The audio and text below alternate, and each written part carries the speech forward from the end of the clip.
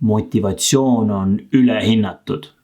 Ja seda ei mõelnud ma ise välja, vaid selle mõtte ma sain siit suurepärasest Atomic Habits raamatust.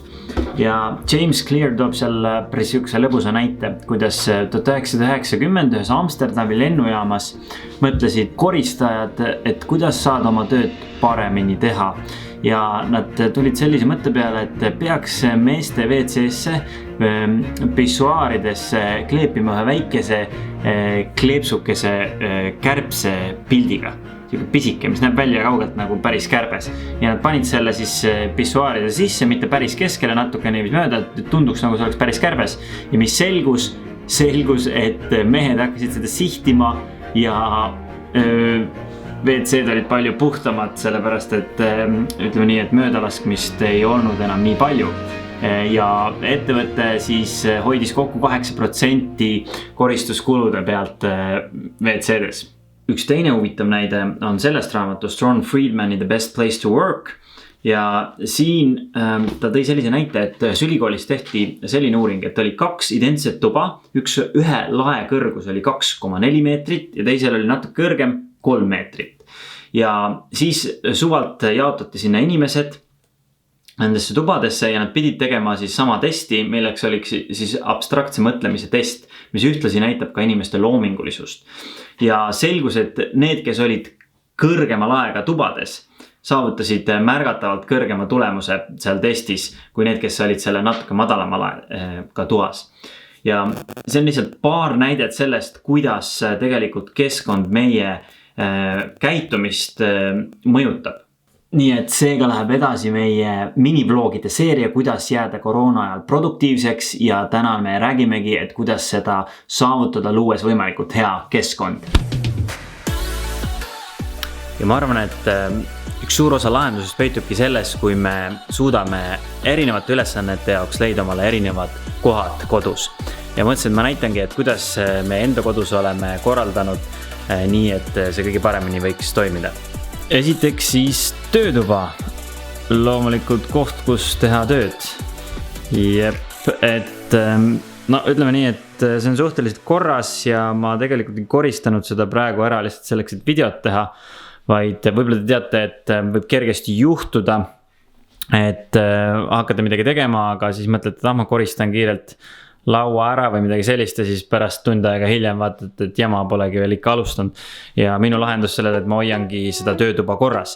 Kui on mingid asjad, mille puhul ma tean, et ma peaks nendega tegelema, aga mul ei ole praegu aega, siis mul on siin selleks eraldi füüsiline sahtel, meil kutsume inboxiks, kuhu ma saan visata asjad, mis vajavad tegelemist ja nendega ma tegelen kord nädalas. See tähendab, et nad ei pea olema mul siin laua peal, vaid ma saan nad visata siia ja tean, et nad on kindlas kohas olemas. Töölaua juures on üsna oluline, et need asjad, mida sa kasutama pead, oleks sinu käeulatuses kohe juures, kui sul vaja neid on. Ja mul ongi siin mingid asjad, mida ma tihedalt kasutan, siia sahtlisse pandud. Siin on üks närakas Alfred, see Johannale ei meeldi millegi pärast. Ja kohe, kui mul on vaja midagi haarata kääre või midagi, saan seda teha. Samamoodi ma saan siit tõmmata lahti oma kaustad. Mul on vaja näiteks arveid kuhugi panna ära, mida mul on vaja pärast läbi vaadata, siis viskan need kohe siia. Ja see on kiire ja efektiivne. Võib-olla sa oled harjunud lihtsalt istuma kuskil diivanil või köögilaua taga nüüd, kui sa pead kodus tööd tegema. Aga mul oli alguses sama probleem, et ma lihtsalt võib-olla ei olnud harjunud, et mul on eraldi töötuba üldse. Aga ma sain aru, et ma pean just omale selle harjumuse tekitama, et see keskkond siin seostuks sellega, et nüüd on aeg tööd teha. Nii et kui ma sisse tulen, mu aju juba teab, see on see hetk, kus ma pean keskenduma tööle, tegema oma ülesanded ära ja teised keskkonnad on need, kus ma puhkan. Nagu te näete, siis töötuba on tegelikult siin klaasseina taga. See on selleks, et ma näeksin, mida siis Johannaga köögis teeb. Aga kui mõnikord asi läheb käest ja ma ei tunne, et ma ei suuda keskenduda, siis mul on siin kardinad, mille ma saan ette tõmmata. Niiviisi, et ma oleks nagu täiesti eraldatud, teiselt poolt tulevad ka. Et see on üsna kasulik sellel hetkel, kui on vaja mingit eriti tõsist asja hakata tegema, et nad käivad keskele kokku. see on meie külaliste tuba ja tulevikus võimalik, et ka Saara tuba. Aga kuna hetkel Saarat siin ei ole ja külalisi ka pole, sest et on epideemia, siis siia ma tulen tegema, kui mul on vaja mingit loomingulist ülesannet teha. Muidu ma teen töötuas tööd, aga näiteks seda videoskripti mulle meeldib mõelda siin. Ja üks põhjus, miks mulle siin meeldib, on see, et siin on rohkem loomulikku valgust, mis on muide ka näidanud, et inimesed on produktiivsemad, kui loomulikku valgust on rohkem uuringutega tõestatud. Ja siit saab ka jälgida, mida teeb meie naabri koer Demi, hetkel ta on kuudis peidus. Minu arust see ei olekski normaalne, kui inimene istub päev otsa hommikust õhtuni oma töötoas ja teeb ainult tööd. Ja seepärast me tuleme siia elutuppa tihti kokku ja teeme Johannaga kohvipause ja Saaraga loomulikult. Ja tihti Johanna aitab minul mõelda mingeid ideid edasi, mis ma olen oma ettevõtetes parasjagu, millega ma olen tegelemas. Samamoodi, kui temal on mingeid teemasid oma töös või mingeid muid teemasid, me saame neid arutada. Et meil on mõlemad olemas see kommunikatsioon omavahel, aga samas ka eraldi koht, kus me saame mõlemad tööd teha. Ja siin on meil siis suurepärane magamistuba. Ja saate aru, meil ei ole ka lõputult neid töötubasid, nii et Johanna on seadnud siia endale üles väikse mõnusa nurga. Jah, see kaader on lavastatud, tunnistame üles, siin on üks laps, kes tegelikult ei peaks olema samal ajal voodis, kui Johanna teeb tööd. Aga ütleme, et laps on kuskil mujal ja magab näiteks ja Johanna saab siin rahulikult tööd teha ja ta on selle töökoha omale ära personaliseerinud, ehk siis pannud siia romantilisi pildikesi, erinevaid tekste ja talle meeldib kuulata klaveri muusikat, mis aitab tal samuti natukene rohkem keskenduda, kui on müra olukord.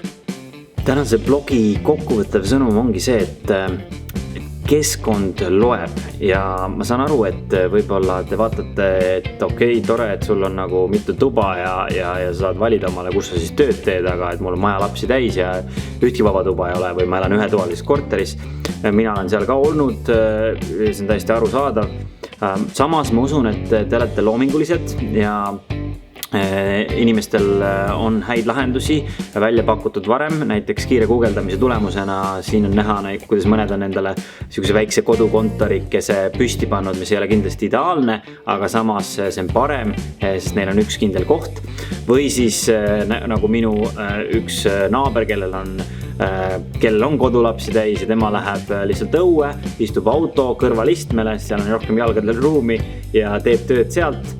Täiesti võimalik sellises olukorras ja võib-olla on üldse tegelikult sinu kontor praegu tühi. Ma tean mitut tuttavat, kes tegelikult lähevad ikkagi kontorisse, kuigi on praegu karantiini aeg, sellepärast et seal ei ole mitte kedagi, täiesti tühi koht ja nad saavad üksinda seal tööd teha eriti mõnus.